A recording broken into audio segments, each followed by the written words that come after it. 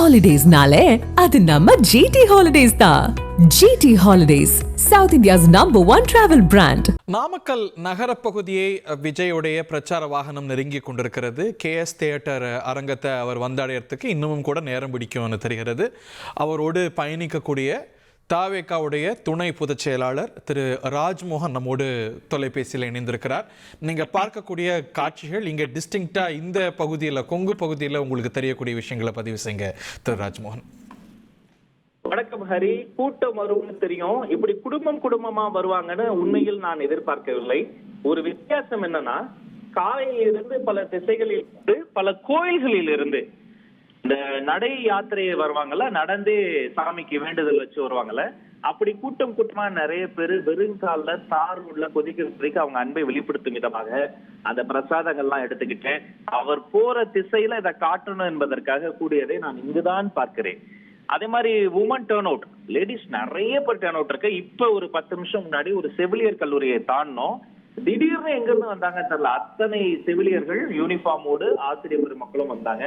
So இந்த மண்ணை பொறுத்த வரைக்கும் மத சமய வேறுபாடுகளாம் தாண்டி இது விவசாயிகள் நிறைய இருக்கக்கூடிய ஒரு பகுதி, இங்க நிறைய ஆன்மீக ஸ்தலங்கள் இருக்கக்கூடிய ஒரு பகுதி. அதையெல்லாம் இந்த மக்களினுடைய முகங்களை நான் பார்க்கிறேன். இந்த மக்களினுடைய அன்புக்கு நடுவே நான் ரசித்த இன்னொரு முக்கியமான விஷயம், நாமக்கல்ல தான் நம்ம பசங்க நிறைய இடங்கள்ல அங்கங்க நின்று தண்ணீர் நிறைய டிஸ்ட்ரிபியூட் பண்ணிக்கிட்டே இருக்கிறாங்க. அது கணக்கே இல்லாத மாதிரி, ஏன்னா வெயில் கொஞ்சம் உஷ்ணம் அதிகமா இருக்கிறதால அந்த திடீர் தண்ணீர் பந்தல்களாக தாங்களே மாறி எக்கச்சக்கமான இடங்கள்ல வாட்டர் டிஸ்ட்ரிபியூஷன் வந்து நடந்து கொண்டிருக்கு. இதையெல்லாம் பார்க்கிற பொழுது உண்மையிலேயே ஒரு பக்கம் அன்னதானம் சுட சுட காலையில போட்டிருந்தாங்க, இன்னொரு பக்கம் தண்ணீர் தானம், இன்னொரு பக்கம் மக்களினுடைய அந்த அன்பு தானம். உண்மையில் நாமக்கல் திருவிழா கோலம் பூண்டு இருக்கிறது.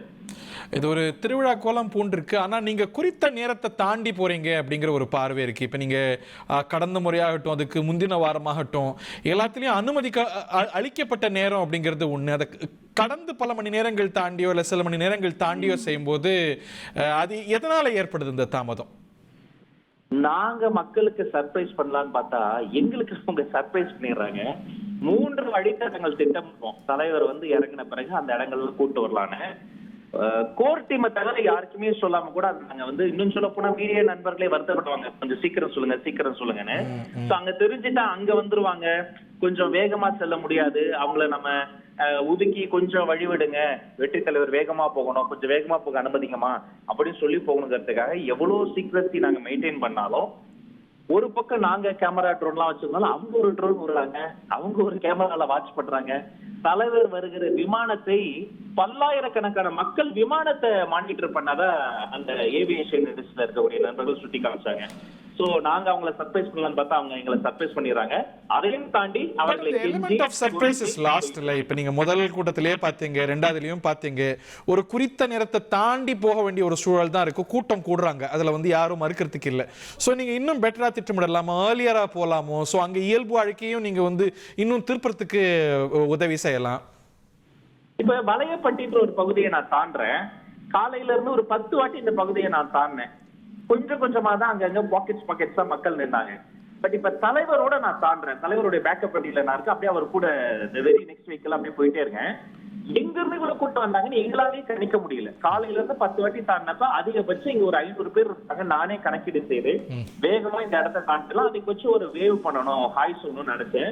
ஆனா திக்குமுக்காட வச்சுட்டாங்க. அந்த பூர்ண கும்ப மரியாதையெல்லாம் கொண்டு வருகிற போது எங்களுக்கு அந்த நேரத்தையும் நாம வந்து மேட்ச் பண்ணணும். அப்படி அவங்க மக்கள் மரியாதையே வந்து நிற்கும் போது, அந்த தாய்மார்கள் ஸ்பெஷலா நிற்கும் போது அவங்களை உதாசீனப்படுத்திட்டும் போக முடியல. அதனால அந்த நேர சுமையை நாங்கள் முதுகில் ஏற்றி கொண்டு, அவர்கள் நேர்த்திக்கடன் எல்லாம் வச்சு கொண்டு வராங்க, அந்த அன்பு சுமையை மட்டும் தலைவர்கிட்ட காட்டிட்டு அப்படியே போயிட்டே இருக்கும். பட் இனி வரும் காலங்களில் இன்னும் வேகமாக போவதற்கான முயற்சிகளை முன்னெடுப்போம். ரைட். இந்த கூட்டத்தில் என்ன அவர் பேச எதிர்பார்க்கப்படுகிறது? இப்போ அங்கே இப்போ போகக்கூடிய நாமக்கல்லோ கரூரோ நிறைய கண்டெம்பரரி இஷ்யூஸ், அதுவும் மாநில அளவில் ஹெட்லைன்ஸ் பிடிச்ச நிறைய இஷ்யூஸ் நடந்த இடமாக இருக்கிறது. எதை ஃபோக்கஸ் பண்ணுவார்னு நீங்க அனுமானிக்கிறீங்க? அஃப்கோர்ஸ் அது அவருடைய உரை. நீங்க என்னெல்லாம் எதிர்பார்க்கறீங்களோ, என்னெல்லாம் ஃபோக்கஸ் பண்ணுவார் நீங்க நினைக்கிறீங்களோ அதெல்லாம் நடக்கும் தான் நானும் நினைக்கிறேன். நாமக்கல் என்பது ஒரு காலத்தில் கல்விக்கு பேர் போனது, முட்டைக்கு பேர் போனது. அங்க வந்து நிறைய கோயில்கள் இருக்கு, மக்கள் இருக்காங்க, சுற்றி விவசாயம் இருக்கு. ஆனா இன்னைக்கு நாமக்கல் இருக்கு, உங்களுக்கும் தெரியும் எனக்கும் தெரியும், விவசாயிகள் மட்டுமல்ல, விசைத்தறி நெசவாளர்கள் அதிகமா இருக்கிறாங்க, ஏழையாவே இருக்கிறாங்க. அதனாலதான் எப்படியாவது கடன் வாங்கியாவது காசு வாங்கணுங்கிறதுக்காக பல்வேறு விஷயங்களை அவங்க இழந்துகிட்டே இருக்காங்க.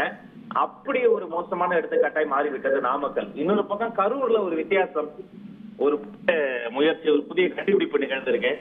உலகத்திலேயே என் கட்சிக்கு கூட்டம் வரணும் அப்படின்னு காசு கொடுத்து கூட்டம் கூட்டியிருந்தாங்க.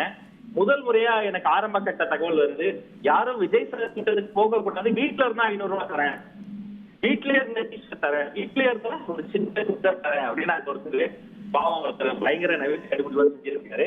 நிச்சயமாக அதையெல்லாம் தாண்டி அரசியலை தாண்டி குரலற்றவர்களின் குரல் இருக்கணும் இல்லையா? அதெல்லாம் வாட்ஸ்அப் வாய்ஸ் தான் நாமக்கல் அண்ட் கரூர் 2 இடத்துலயும் மேக்ரோ லெவல் ஆரம்பித்து மைக்ரோ லெவல் ப்ராப்ளம்ஸ் வரைக்கும் தலைவர் பேச பார்த்திருக்காரு.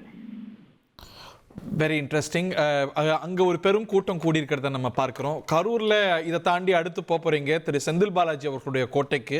அங்கே உங்களால் தாக்கு பிடிக்க முடியுமா? கோட்டையில ஓட்ட பொருளாதார ஸ்பெஷலிஸ்டுங்க. இப்படிதான் மலைக்கோட்டை, அது கேட்டுக்கோட்டை நீங்க ஐயா மாண்புமிகு அமைச்சர், அதே மாதிரி நாகப்பட்டினம், அதே மாதிரி இப்போ இன்னைக்கு.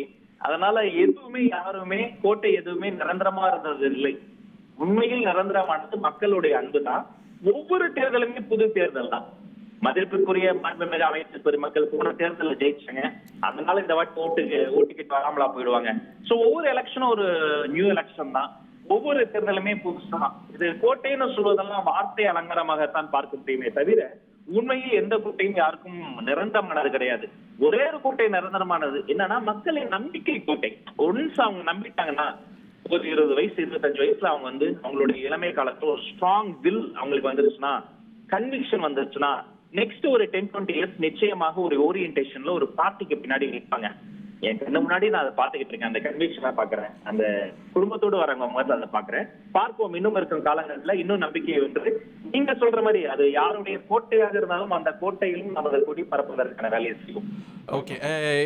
இன்னொன்னு திரு எடப்பாடி பழனிசாமி இங்க கேம்பெயின் பண்ணியிருக்கிறாரு. திராவிட முன்னேற்ற கழகம் முப்பெரும் விழா நடத்திருக்கு. ஸோ இந்த சாய்ஸ், இந்த டைமிங் நீங்க கான்சியஸா செஞ்சதா? அண்ணன் எடப்பாடியார் அவர்கள் நிறைய இடங்களுக்கு பரப்புரை போயிட்டு இருக்கிறாரு. இங்கேயும் வந்தாரு, இன்னையும் வருவாரு, வரட்டும். எல்லாருமே வரணும். ஏன்னா இது ஜனநாயக நாடு. இந்த நாட்டுக்கு பேர் தமிழ்நாடு தான். ஸ்டாலின் ஐயா நாடு, உதயநிதி சார் நாடு எல்லாம் பேரு கிடையாது. எல்லாரும் எல்லா இடத்துக்கும் வரணும். ஆனா நாங்க வரும்போது மட்டும் விதவிதமா புது புது கண்டிஷன்ஸ் எல்லாம் அவங்க போடுறாங்க. அவங்க திட்டமிட்டு போடுற கண்டிஷன்ஸ் எல்லாம் நாங்க சட்டத்தின் உதவியோடு முறியடித்து தாங்கிதான் போறோம். ஃபார் எக்ஸாம்பிள், நாங்க கேட்ட இடம் ஒன்று, அவங்க முதல்ல கொடுத்த இடம் ஒன்று, கொடுத்த இடத்தை திடீர்னு அடுத்த நாள் நைட்டு மாற்றிய இடம் ஒன்று, மாற்றிய பிறகு கடைசியில சில மணி நேரங்கள் மிச்சம் இருக்கும் போது இதுதான், இதுக்கு மேல ஆப்ஷனே இல்லைன்னு கடைசியில ஃபைனலைஸ் ஆன ஒரு இடம் ஒண்ணு. இதுல என்ன பெரிய வித்தியாசம் அப்படின்னு நீங்க நினைக்கலாம். முதல்ல நம்ம கேட்ட இடத்துல கொஞ்சமாவது காத்து உள்ள வருங்க, சின்ன சின்ன திடல்கள் இருக்கும், கொஞ்சம் ஸ்பேஸ், அந்த ரோடே ஒரு 100 அடி ரோடு, கொஞ்சம் வாகனங்கள் வேகமா போக முடியும். இப்ப எங்க கடைசியில கிடைச்சிருக்கா பாத்தீங்கன்னா ஒரு 100 அடி ரோடு கிடையாது, ஒரு 40 ரோடு. அதையும் பாதியா பிரித்து வச்சிருந்தாங்க. மக்கள் திரள் குவிஞ்சிட்டாங்க. இப்ப நீங்க வண்டியில பார்க்கும்போது அந்த பறவை கோணத்தில் பார்க்கிற பொழுது ஏதோ ஒரு தேரை பார்ப்பதற்காக கூட்டியிருக்கிற மக்களை போல அந்த ஊரே கூடியிருக்கிறது தேரை பார்ப்பதற்கல்ல, தலைவர் வரக்கூடிய இந்த வாகனங்களை பார்ப்பதற்கு. சோ இப்ப இங்க என்ன நெருக்கடினா, மேல ஃபுல்லா ஒயர்ஸ் போகுது, ஹை டென்ஷன் ஒயர்ஸ் போகுது. வேற எங்கேயும் இல்லாத அளவுக்கு இப்படி நெருக்கடி இந்த கட்சிக்கு மட்டும் அவங்க தராங்களே. அப்ப அதுதான் ஒரு கேள்வி பரவாயில்ல, அது அவங்க அரசியல், அதுதான் அவங்க ஜெயிக்கிறதுக்கான வழியை நம்பி பண்றாங்க. நாங்க ஜெயிக்கிறதுக்கான வழி என்னன்னா, எவ்வளவு நெருக்கடிக்கு மத்தியிலும் மக்களை சந்திப்பதுதான். மக்கள் சந்திப்பு, மக்கள் சந்திப்பு, மக்கள் சந்திப்பு. அண்ணா மக்களிடம் செல்கின்றார், எங்கள் அண்ணா மக்களிடமே நின்று கொண்டு இருக்கிறார். இது ஒரு பக்கம் நீங்க தொடர்ந்து குற்றம் சாட்டுறீங்க, எங்களுக்கு நெருக்கடி கொடுக்குது அப்படின்னு. இன்னொரு பக்கம் ரொம்ப லீனியண்டா அவங்க மேல இருக்கிறாங்க அப்படின்னு விமர்சனமும் வரத நீங்க பாக்குறீங்க. நிறைய கண்டிஷன்ஸ் போட்டிருக்கிறாங்க. அந்த கண்டிஷன்ஸ், நேர வயலேஷன் எல்லாம் இருந்தும் கூட உங்க மேல கேசஸ் இல்லை. மற்ற கட்சிகளுக்கெல்லாம் பாருங்க எவ்வளோ வயலேஷன் பண்றாங்கன்னு கேஸ் போடுறாங்க. உங்களுக்கு ரொம்ப லாங் ரோப் கொடுக்குறாங்க, உங்களை ரொம்ப லீனியண்டா அணுகுறாங்கிற விமர்சனமும் வைக்கிறவங்க உண்டு. அது பேக் ஃபயர் ஆகும்னு அவங்க தயங்கறதுக்கான காரணத்தை நான் புரிஞ்சுக்கிறேன். அது இன்னும் இவர்கள் ஆல்ரெடி ஒரு நாள் தலைவர் பேசினாலே ஒரு வாரத்துக்கு அதை டிபேட் பண்ற டாபிக்ஸா மாறிடுது. பலரும் ரியாக்ட் பண்ணலாமா வேணாமான்ற கன்ஃபியூஷன்ஸ்ல இருக்கிறாங்க. இந்த நேரத்துல வழக்குகள் மொத்தமா போட்டோம்னா அது ஆளுங்கட்சிக்கு மீதான ஒரு அதிருப்தியை, கோபத்தை மக்கள் மத்தியில் இன்னும் அதிகரிக்க வாய்ப்பு இருக்குன்னு அவங்க அப்படி நினைக்கிறாங்க அப்படின்னு நான் நினைக்கிறேன். அப்புறம் வேற யாரையோட போலீஸுக்கு டிவிக்கு செல்ல புள்ளன்னு சொன்னீங்கன்னு வைங்க, அது தண்ணீர் டிவியின் தலைப்புச் செய்தியில, விளையாட்டு செய்தியில தான் போடணும். அவ்வளவு நெருக்கடி. பாவம், அவங்களை நான் குறை சொல்ல மாட்டேன். மேல இருக்கவங்க அவங்களுக்கு நெருக்கடி தராங்க, மேல இருக்கிறவன் பாத்துக்குவான்னு அவங்க சொல்றாங்க. ஒரு வசனத்துல சொல்றதை போல மேலே இருப்பவர்கள் கீழே வருவதும் கீழே இருப்பவர்கள் மேலே வருவதும் தான் சரித்திரம். மேல யார வேணா வரலாம், அது யாரா வேணா இருக்கலாம், நீங்களா இருக்கலாம், ஏன் நாங்களா கூட இருக்கலாம். அது தெரியாம அவங்க நெருக்கடி தராங்க. அதனால அவங்க முழு லீனியன்ட்டா சொல்றதெல்லாம் அது ஏற்புடையதல்ல, அது உண்மையும் அல்ல. பட் அவங்க ஒவ்வொரு முறையும் ரோட் ஷோ செய்யக்கூடாதுங்கிறாங்க. இப்ப நம்ம பார்த்துட்டு இருக்கிறது, நீங்க போயிட்டு இருக்கிறது ரோட் ஷோ அன்றி என்ன? இப்ப ஏர்போர்ட்ல இருந்து எந்த இடத்துல அவர் வெஹிக்கிளுக்கு மாறுவாருன்னு நான் அவ்வளோ சீக்கிரட்டா வச்சோம்.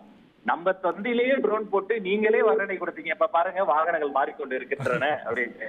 அவர் என்ன பண்ண முடியும்? நம்ம அது மக்கள் அன்புதான். பட் முடிஞ்ச அளவுக்கு ஃபர்ஸ்ட் கூட்டம் தான் விடிய போச்சு. உண்மையிலேயே நாங்க திக்க முக்காடி போனோம், எங்க இருந்து எப்படி வருவாங்கன்னு தெரியாது. பட் இது 3வது வாரம், ஒவ்வொரு வாரத்திலயும் நாங்க இன்னும் கொஞ்சம் உங்களுடைய ஆக்கப்பூர்வமான விமர்சனங்களை எதை எடுத்துக்க முடியுமோ அதெல்லாம் எடுத்துக்கிறோம். இன்னும் கொஞ்சம் கடினமா திட்டமிடுறோம், டே நைட்டா பிளான் பண்றோம். ஹாலிடேஸ்னாலே அது நம்ம GT Holidays தான். GT Holidays, South India's #1 travel brand.